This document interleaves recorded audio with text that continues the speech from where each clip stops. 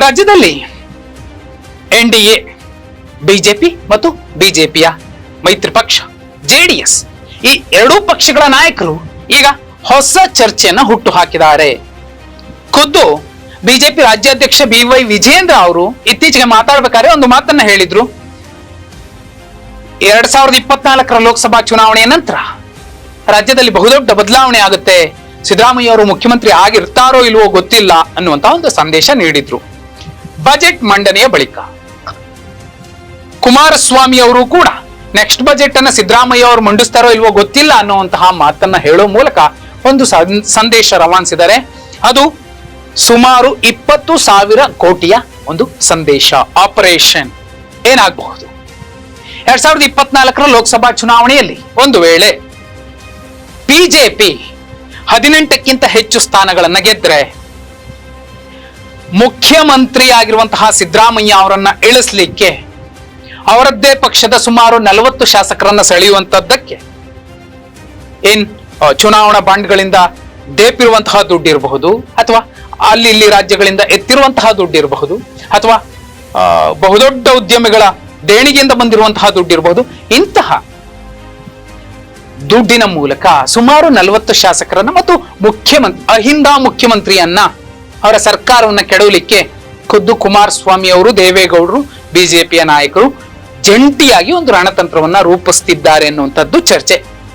ಇದಕ್ಕೆ ಅಮಿತ್ ಶಾ ಅವರು ಸುತ್ತೂರಲ್ಲಿ ಒಂದು ಸುತ್ತೋಲೆಯನ್ನೇ ಹೊರಡಿಸ್ಬಿಟ್ರು ಅನ್ನುವಂಥದ್ದು ಕೂಡ ಮಾತು.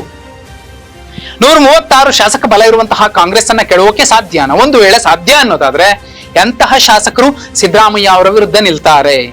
ರಾಜ್ಯದಲ್ಲಿ ಹಿಂದುಳಿದ ಅಲ್ಪಸಂಖ್ಯಾತ ದಲಿತರ ಮತಗಳಿಲ್ಲದೆ ಯಾವ ಪುಣ್ಯಾತ್ಮನೂ ಗೆಲ್ಲೋಕ್ಕಾಗಲ್ಲ, ಇನ್ಕ್ಲೂಡಿಂಗ್ ಸಿದ್ದರಾಮಯ್ಯ. ಅಂಥದ್ರಲ್ಲಿ ಸಿದ್ದರಾಮಯ್ಯ ಅನ್ನುವಂತ ಅಹಿಂದ ನಾಯಕನನ್ನ ಎದುರಾಕೊಂಡು ಅವರ ಸರ್ಕಾರವನ್ನ ಕೆಡವಿ ಮತ್ ನಾವು ಗೆದ್ದೇ ಗೆಲ್ತೀವಿ ಅನ್ನುವಂತಹ ಎದೆಗಾರಿಕೆ, ತಾಕತ್ತನ್ನ ಯಾರು ಪ್ರದರ್ಶನ ಮಾಡ್ತಾರೆ? ಅಷ್ಟು ಧೈರ್ಯ ಇರೋರು ಮುಂದಿನ ಚುನಾವಣೆಯಲ್ಲಿ ಸ್ಪರ್ಧಿಸ್ತಾರ?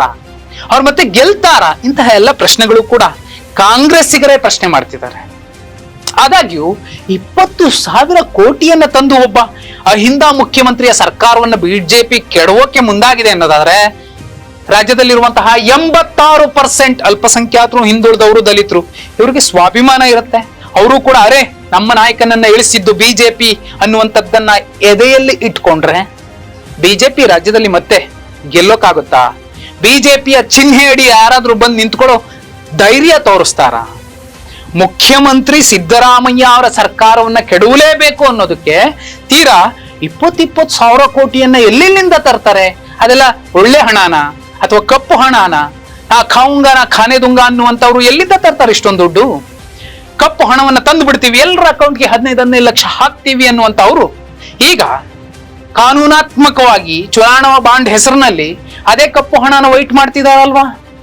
ಇಂತಹ ಪಕ್ಷದ ಬಗ್ಗೆ ಮತ್ತು ಅಹಿಂದ ಸರ್ಕಾರವನ್ನ ಮತ್ತು ಅಹಿಂದ ಮುಖ್ಯಮಂತ್ರಿಯನ್ನ ಕೆಡವುತ್ತೀವಿ ಎನ್ನುವಂತಹ ಚರ್ಚೆ ಹಾಕೊಂಡಿರೋದ್ರ ಬಗ್ಗೆ ಜೊತೆಲಿ ಯಾವ ಧೈರ್ಯದ ಮೇಲೆ ಯಾವ ಶಾಸಕರು ಸಿದ್ದರಾಮಯ್ಯ ಅವರ ಸರ್ಕಾರವನ್ನ ಕೆಡವೋದಕ್ಕೆ ಬಿಜೆಪಿ ಜೊತೆ ಹೋಗಬಹುದು? ಈ ಹಿಂದೆ ಹೋದಂತವ್ರು ರಾಜಕೀಯ ಸಮಾಧಿ ಆದವರು ದೊಡ್ಡ ಲೀಸ್ಟ್ ಇದೆ. ಆ ಅಧ್ಯಾಯ ಮುಂದಿದ್ರೂ ಕೂಡ ಇಲ್ಲ, ನಾವು ಧೈರ್ಯ ಮಾಡ್ತೀವಿ, ಪರವಾಗಿಲ್ಲ, ನಮ್ಗೆ ಸಿದ್ದರಾಮಯ್ಯ ಬೇಕಿಲ್ಲ, ನಮಗ್ ಬೇರೆಯವರೇ ಬೇಕು ಅನ್ನುವಂತಹ ಧೈರ್ಯ ಮಾಡೋರು ಯಾರಿದ್ದಾರೆ? ಕುಮಾರಸ್ವಾಮಿ ಅವರು ಹೇಳ್ತಿರುವಂತಹ ಮಾತು, ದೇವೇಗೌಡರು ಕೊಡ್ತಿರುವಂತಹ ಸಂದೇಶ ಎಲ್ಲವೂ ಕೂಡ ಒಂದೇ ಜಾಗಕ್ಕೆ ಬಂದು ನಿಲ್ತಿದೆ, ಸಿದ್ದರಾಮಯ್ಯ ಅವರ ಸರ್ಕಾರವನ್ನ ಕೆಡವುತ್ತೀವಿ ಅಂತ. ಸಾಧ್ಯನಾ?